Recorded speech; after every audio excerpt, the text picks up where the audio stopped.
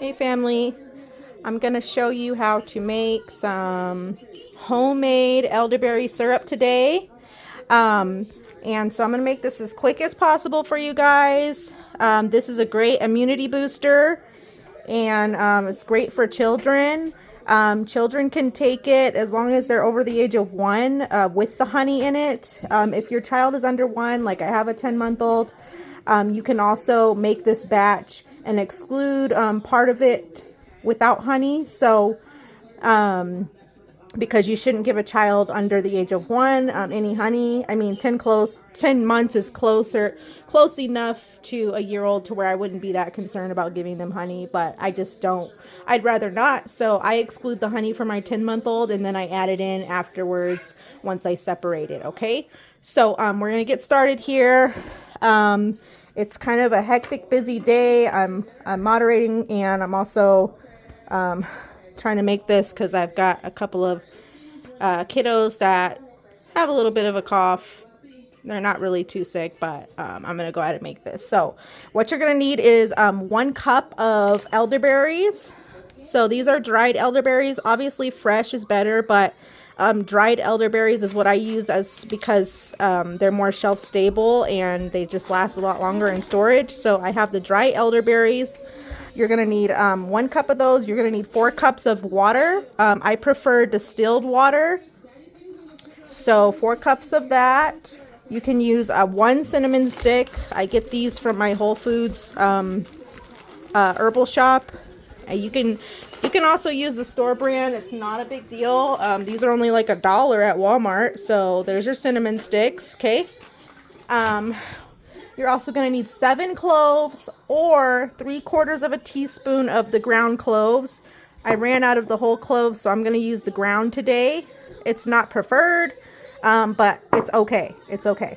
Let's see, 1 chunk of ginger. It doesn't really matter. I use about a 2-inch block of it, and I kind of just chop it up. So you want that to be peeled. And you're going to need 1 tablespoon of turmeric, or turmeric, however you say it, turmeric powder. This is the brand I use. Any brand will do, but this is the brand that I like to use. I get it at Walmart. Excuse me. And you're also going to need some local raw honey of any type. It doesn't matter the type. I prefer Manuka honey because it has more antibacterial properties. Manuka honey is great, as a great antibacterial, and it's a little bit different than your regular local raw honey. Okay, and you can get that at Walmart as well, or any health food store or herbal shop. Just that's what I use. Okay, and I use the 250 milligram, a little bit higher for illnesses and things like that. Okay. So we're going to get started here. How am I going to do this?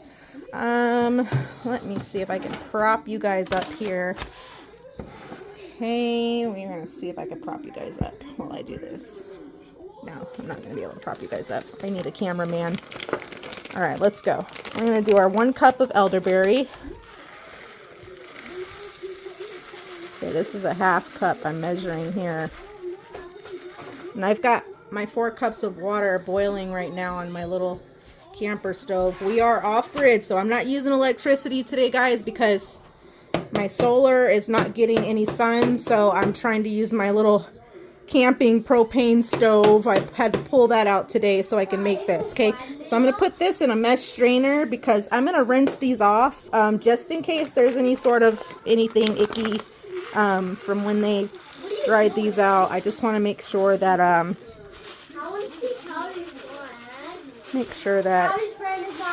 they're properly rinsed. Okay.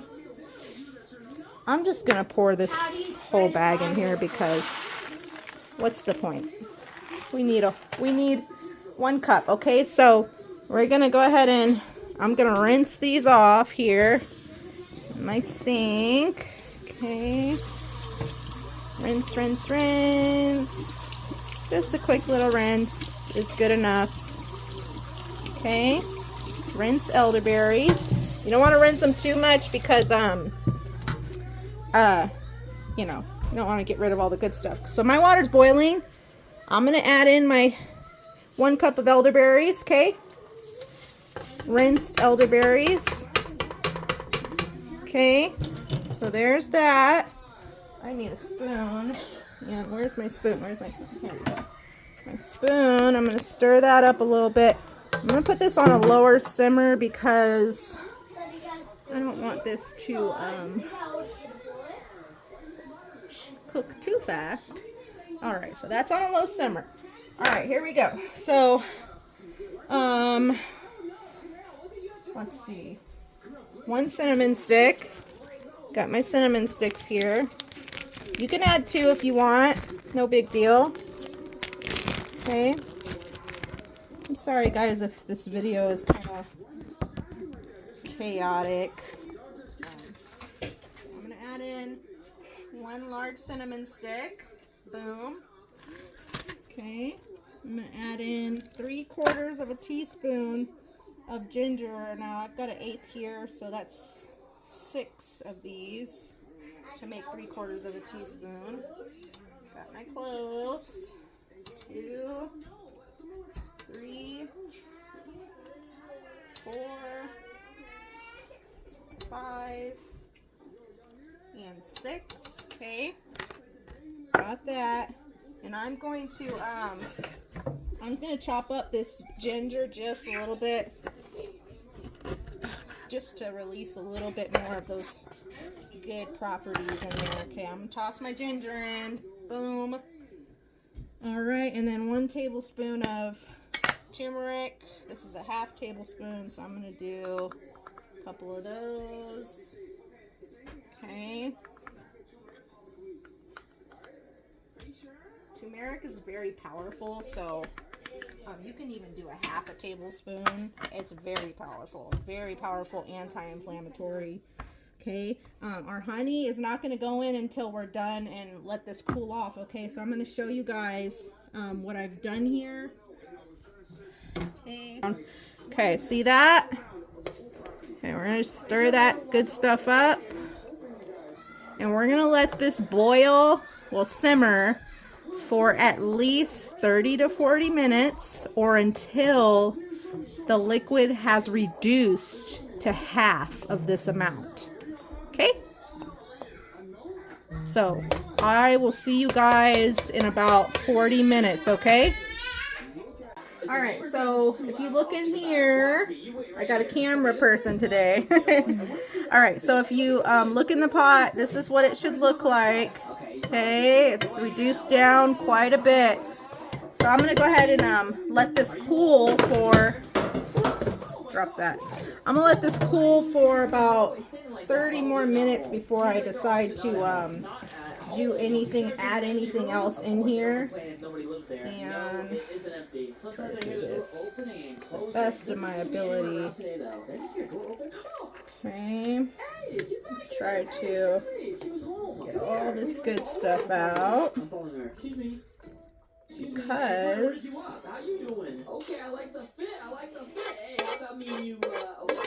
can you see down in there in that bowl what I'm doing? Okay, good deal. Okay. Alright, so here's this. I'm going to take this cinnamon stick out so I can mash this down. It's still hot, okay guys? So, get all that good stuff out. Okay, and I still have my ginger pieces in here. I'm going to take those out so I can strain this properly. So I'm just going to mash. See what I'm doing here? Just mash, mash, mash. Get all those juices out. Okay, this is... Sarai, can you turn that down just a little bit, please, so they can hear me? Okay, so we're just mashing away. Mashing away. There's still quite a bit of juices in there. I'm gonna pick out a couple more of these ginger pieces so I can keep mashing away. Just kind of loosen it up here and keep mashing until you feel like you got. I'm gonna get a better spoon. Okay. There we go. So I'm gonna.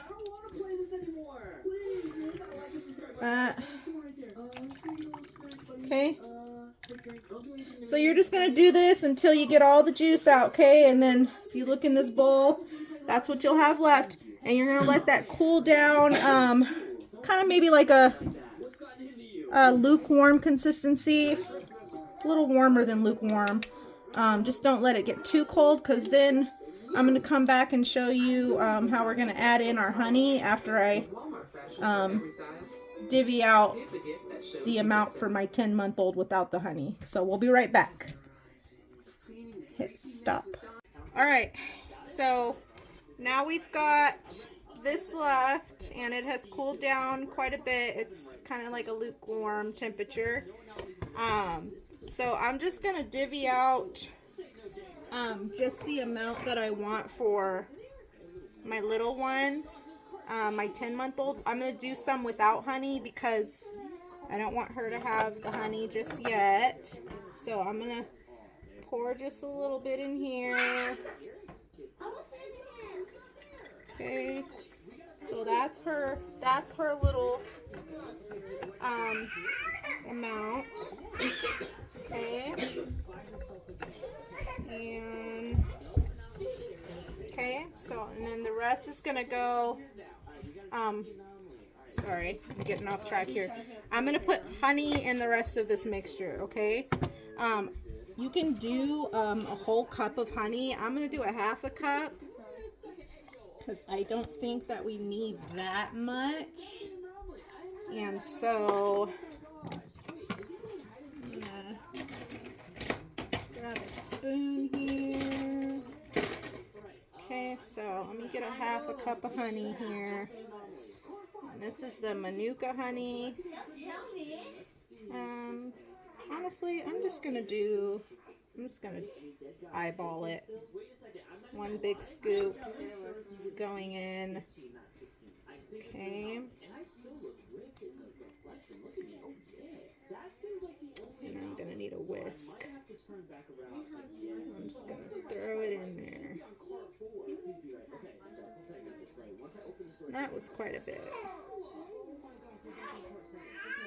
Okay. So that's gonna stay in there.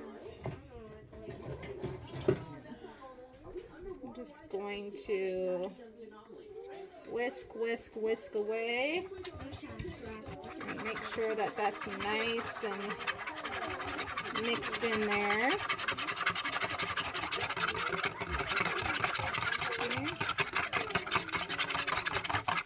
Okay. Now, what we're gonna do is pop this in this jar.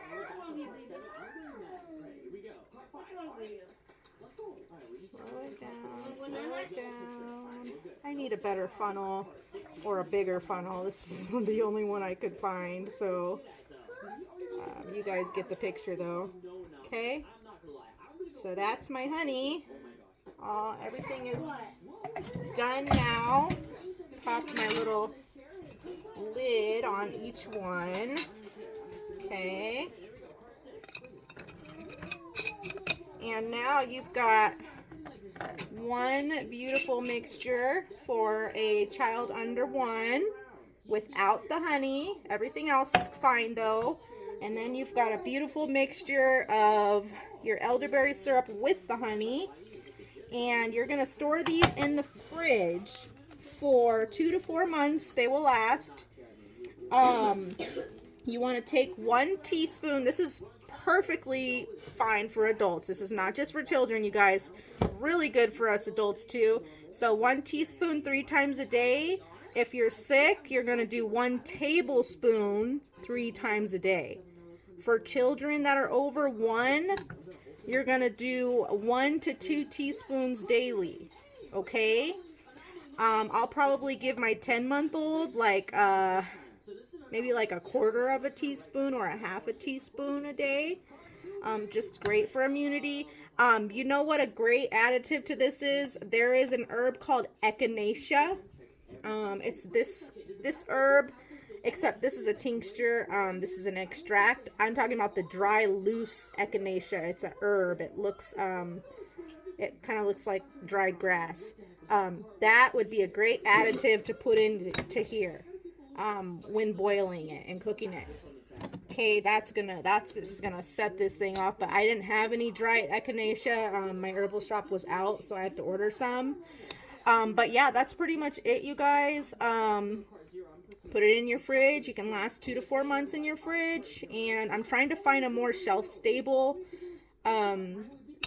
elderberry syrup that I can keep outside of the fridge in the event that maybe we don't have electricity or something. So I'm going to look into that and do a little research on how I can make that happen. And if I come up with it, I'll be back to show you guys.